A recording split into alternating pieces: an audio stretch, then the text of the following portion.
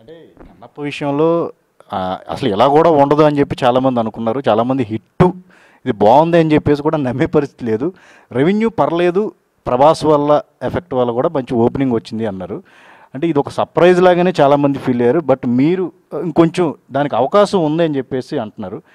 ఒకవేళ మా ఈ బడ్జెట్ని తగ్గించింటే కనుక ఓన్లీ రీజనల్గా కనుక సినిమాని తీసుంటే మేకర్స్కి వర్కౌట్ అయ్యేదని చెప్పేసి అనుకోవచ్చు. వర్కౌట్ అవటం కాదు నా ఉద్దేశంలో. ఆ సినిమా ఇప్పుడు కూడా సరే ఇంకొంచెం కాన్సన్ట్రేట్ చేసి తీసుంటే వాళ్ళు ఎంతసేపు మీరన్న పాన్ ఇండియా లెవెల్లో ఆలోచించారు తప్ప భక్తి లెవెల్లో తక్కువ ఆలోచించారు. భక్తి లెవెల్లో ఎక్కువ ఆలోచించుంటే అది ఇవాళ 1000 కోట్లు దాటిన ఆశ్చర్యపోయి ఉండేవాళ్ళం కాదు. అదే సినిమా అదే ఆర్టిస్టులతో ఉండేది. నాకు ఆ శివుడు పార్వతి అసలు నచ్చలా. వాళ్ళని చూస్తుంటే ముందు ఇరిటేషన్ వచ్చింది నాకు.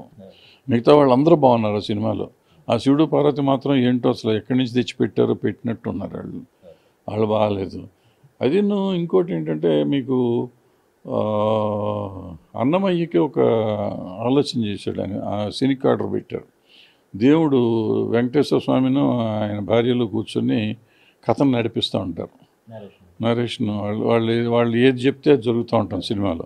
అట్లా ఇక్కడ శివుడు పార్వతి కూర్చొని ఏది చెప్తే జరుగుతూ ఉంటాను.